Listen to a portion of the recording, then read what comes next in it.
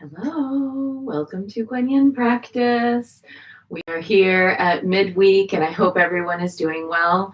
I hope that you're staying healthy and staying home.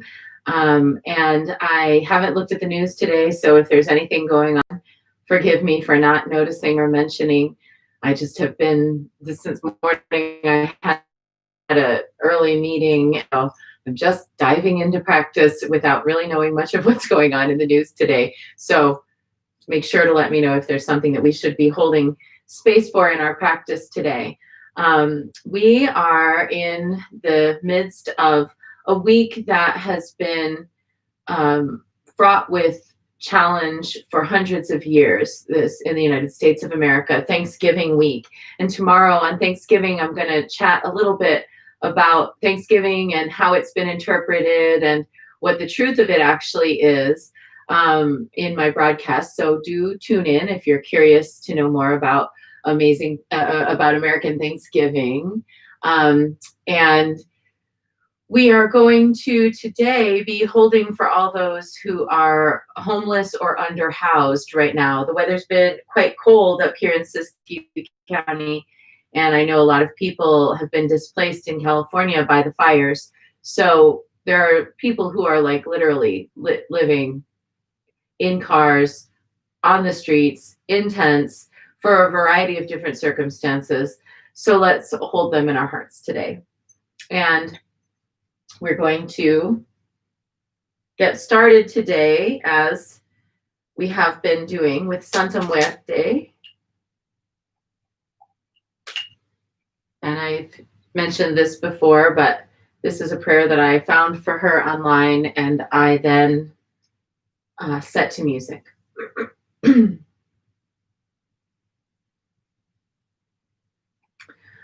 Madre mía, Santa Muerte, ante las dificultades de la vida, ayúdame. En mis desaciertos, ilumíname.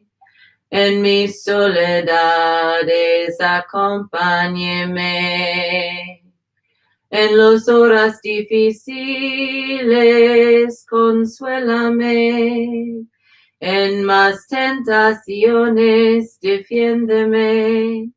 En las penas y tristezas, fortaléceme. Con tu inmenso poder, protégeme. Con tu infinito amor, ámame. Con tu gran bondad, mírame. Con tu mano providente, guíame. Así sea por siempre. Amen.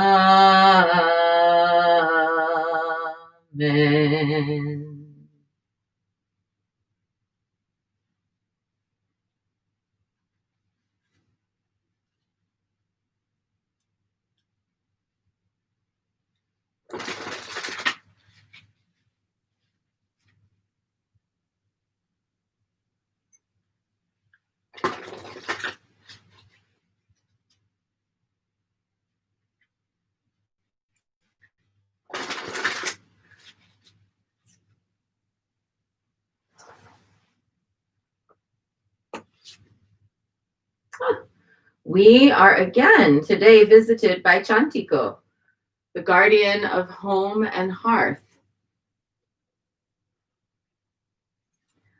So interesting when you have this kind of repetition of a card over the course of weeks like we've been having now. You really then have to see it and you kind of go, wow, this is coming up again and again. It doesn't matter how many times I shuffle. It doesn't matter that I just draw, from wherever in the deck. Here's that message again. It must be an important message. So, Chantico, guardian of the home, la guardiana del hogar. A fire deity, Chantico safeguards the hearth and home, the fire that is the central part of life. She is associated with the 3 stones placed on the hearth to support the cooking pot. Her headdress, adorned with balls of eagle down, as well as the loincloth she sometimes wears, reminiscent of warrior's clothing, confirms Chantiko's strength as defender of the home. When Chantiko comes to you, it is a reminder of your strengths and powers as a leader, as the matriarch. It urges you to care for yourself and for those around you. With Chantiko, you are rooted and nourished in your home so that you can reach out to the community. She gives you the ability to begin organizing in your community, to lead both at home and in public. So, Chantiko. And I think it's really interesting that it mentions that she's the 3 stones placed in the hearth to support the cooking pot. In the practice of a Tibetan Buddhist practice of Chut, there's a similar reference to 3 stones, but they're not always just stones. Sometimes they're represented by skulls. And the reference to the 3 stones underneath the cooking pot, it could be argued that in the Dharma, they represent the triple gem, the Buddha, Dharma, and Sangha, or that they represent the body, speech, and mind, the 3 pieces of the practitioner's awareness, body, speech, and mind. In this case, I wonder what the 3 stones symbolize in the hearth in their depiction. It seems like it's very kind of probably a deeper symbolism than can be explained just briefly in the book. So I'm going to go on a little hunt to find out about the representation in Mayan and Aztec culture of the 3 stones under the cooking pot. But there's something about that feels like it's foundational, doesn't it?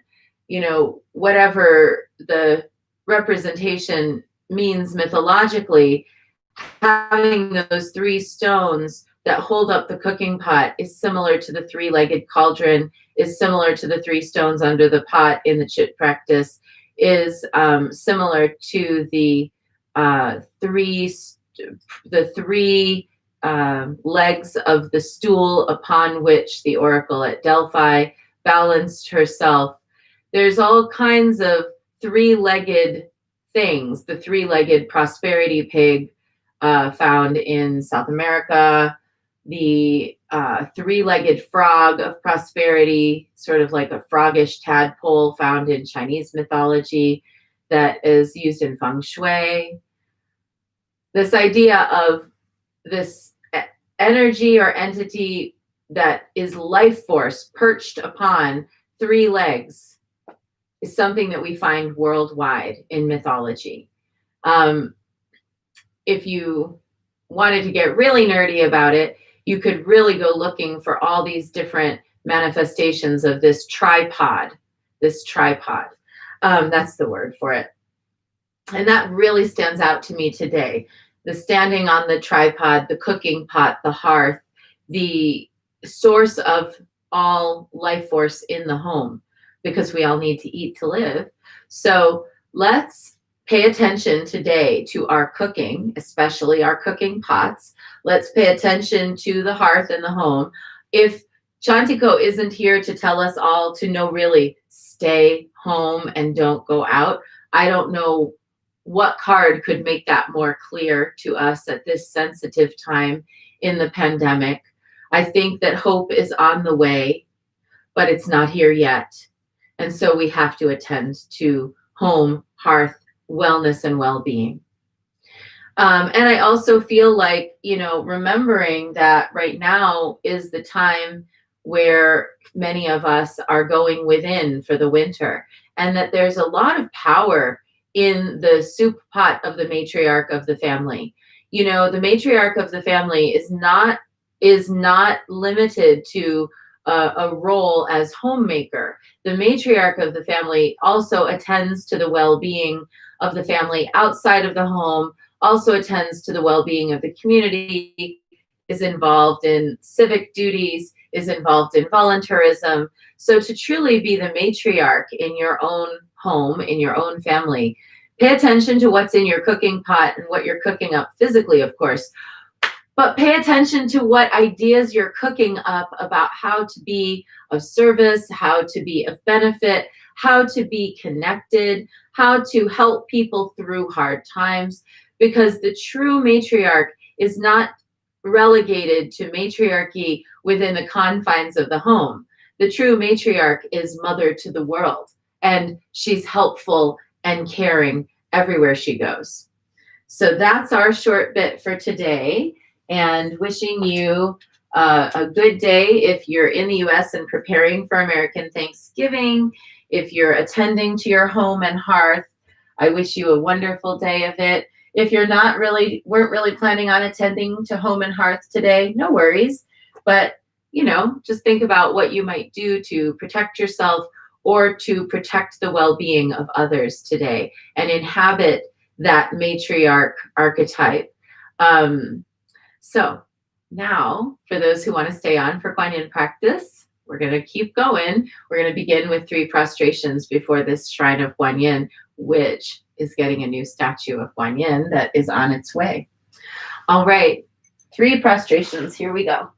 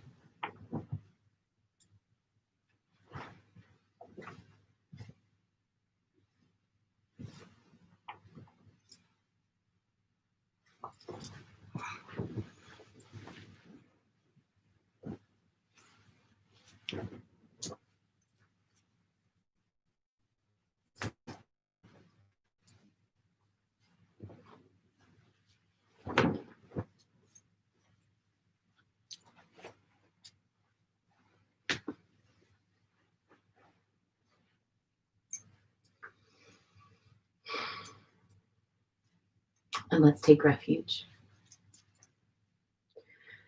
Namo Guru Be.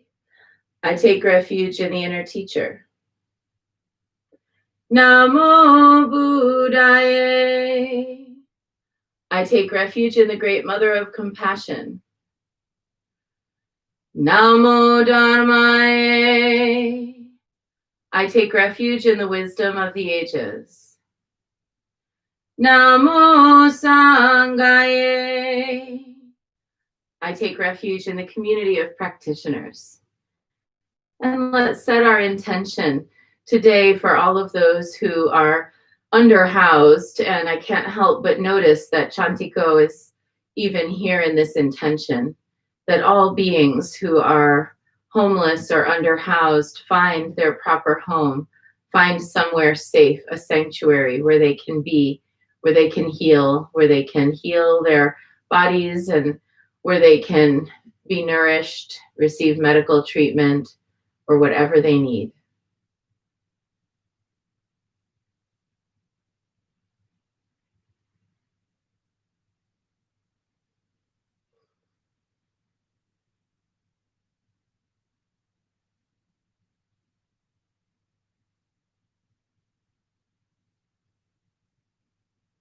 And let's recite the 4 immeasurables. May I be a source of loving kindness in this world and all worlds, bringing a generous heart to all my thoughts and doings. May I be a vehicle of compassion in this world and all worlds, ever mindful and aware of the tremendous suffering of others. May I be a brimming vessel of joy in this world and all worlds, delighting in the happiness of others as their suffering is alleviated. May I be a balance point of equanimity in this world and all worlds, seeing all as equals and all as deserving of goodness.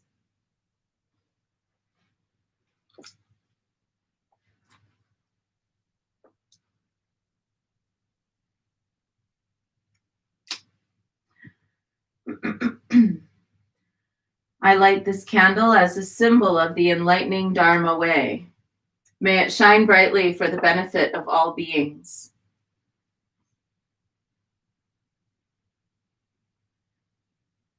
I light this incense as an offering for Guan Yin, she who hears the cries of the world, mother of all.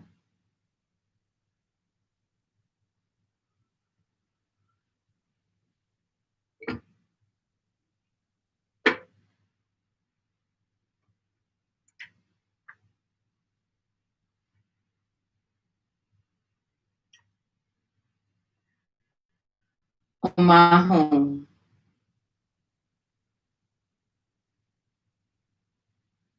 Om Ahum. Om Ahum. Om Ahum. Om Ahum.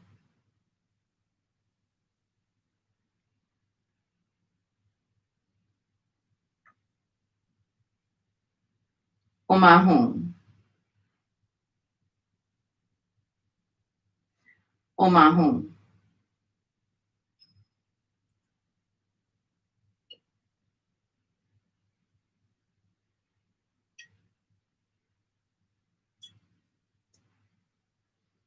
Om Ahum. Om Ahum. Om Ahum. Om Ahum. Om Ahum. Om Ahum. Om Ahum.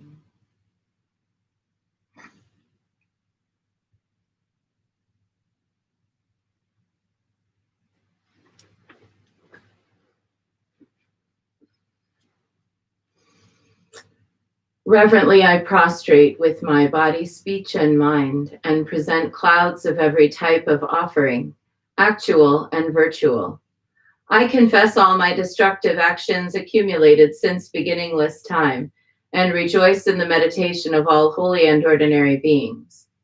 Please, Guan Yin, remain until the end of samsaric existence, and turn the wheel of Dharma for sentient beings. I dedicate my own merits and those of others to the great enlightenment.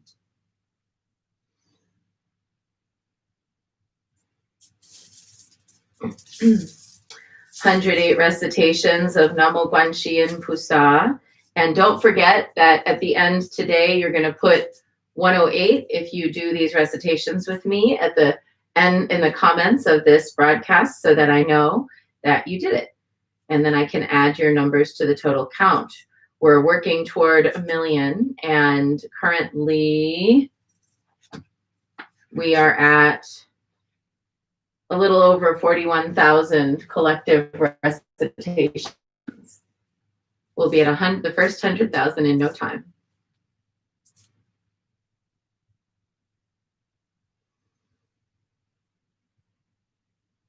Namo Guanxi Yin Pusa, Namo Guanxi Yin Pusa, Namo Guanxi Yin Pusa, Namo Guanxi Yin Pusa, Namo Guanxi Yin Pusa, Namo Guanxi Yin Pusa, Namo Guanxi Yin Pusa, Namo Guanxi Yin Pusa. Namo Guanxi Yin Pusa, Namo Guanxi Yin Pusa, Namo Guanxi Yin Pusa, Namo Guanxi Yin Pusa, Namo Guanxi Yin Pusa, Namo Guanxi Yin Pusa, Namo Guanxi Yin Pusa, Namo Guanxi Yin Pusa. Namo Guanxi Yin Pusa, Namo Guanxi Yin Pusa, Namo Guanxi Yin Pusa, Namo Guanxi Yin Pusa, Namo Guanxi Yin Pusa, Namo Guanxi Yin Pusa, Namo Guanxi Yin Pusa, Namo Guanxi Yin Pusa. Namo Guanxi Yin Pusa,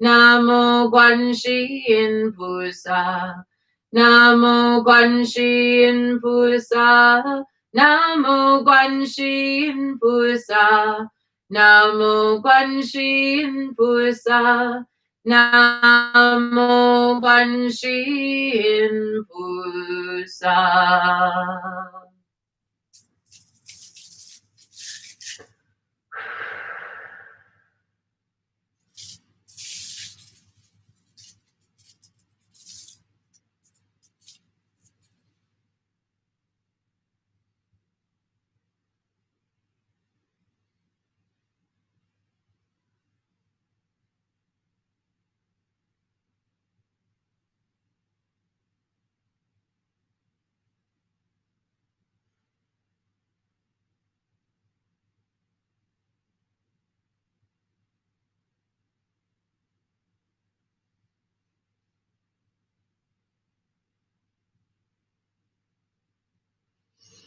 Sometimes when you're the matriarch, you acutely feel the hungers of the world.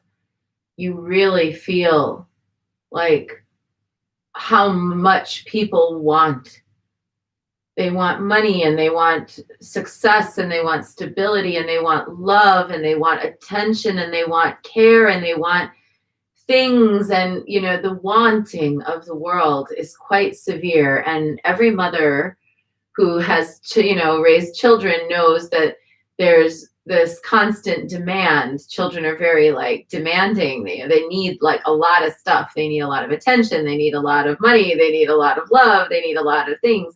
And so when you're the matriarch in the world, you perceive all the wantings and you want to fulfill them. You want people to have what they need. You want people to be happy. You want them to have a place to live. You want them to have healthcare. You want them to have the things that they need to do their sacred work in the world. But that hunger can, just like for a mother, can crowd in on you. And you can start to feel like you're having to answer every need or put out every fire. And that's not actually a functional way of being. Even children must be told, wait, I will do this, but you have to wait. Sometimes children need to be told, you have to earn that. Sometimes children have to be told, you're not ready for that. And as a matriarch in the world, we sometimes have to do that, even if it's only for our own energy.